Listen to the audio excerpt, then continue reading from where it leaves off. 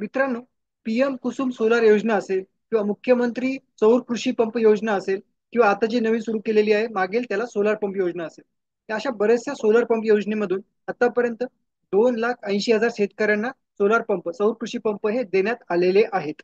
आणि आता पुढच्या वर्षामध्ये पीएम कुसुम योजनेअंतर्गत 5 लाख सोलार पंप हे महाराष्ट्रासाठी मंजूर करण्यात आलेले आहेत.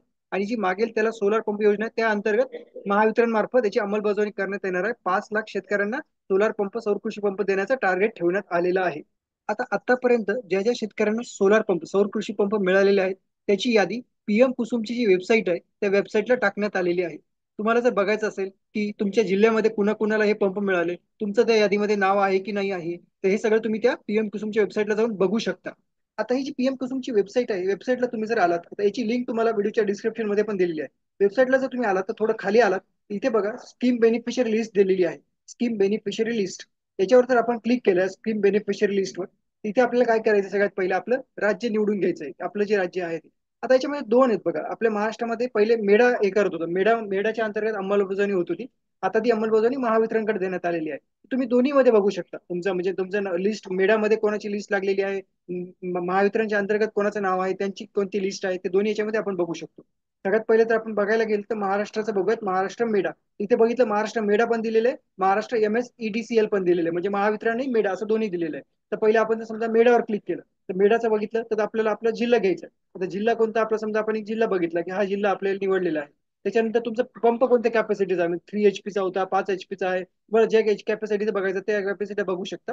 आणि कोणत्या वर्षी तुमचं झालेलं आहे, मग तुम्हाला कोणत्या वर्षीचं बघायचं आहे, 2024चं बघायचंय, 23चं बघायचंय, त्या वर्षाचं निवडून घेतलं. आणि आपण जर गोवर क्लिक केलं, इथे गोवर जर क्लिक केलं, इथे बघा आपल्याला एक यादी येणार आहे त्या त्या जिल्ह्यासाठी, त्या त्या पंप कॅपॅसिटीचं त्या वर्षासाठीचं तुम्हाला इथे यादी दिसणार आहे. ते बघा इथे अशा पद्धतीने ही यादी दिसत आहे बघा. आता हे जे नाव असतील इथे त्यांनी ऍप्लिकेशन नंबर पण टाकलेला आहे, ते पूर्ण डिटेल्स इथे त्यांनी सांगितलेले आहेत की काय डिटेल्स आहे ते वगैरे. सगळे डिटेल्स जिल्हा वगैरे कधी कोणत्या कॅपॅसिटीचा भेटला, काय DC आहे, AC आहे, सगळं सगळं इथे त्यांनी पूर्ण डिटेल्स टाकलेले आहेत.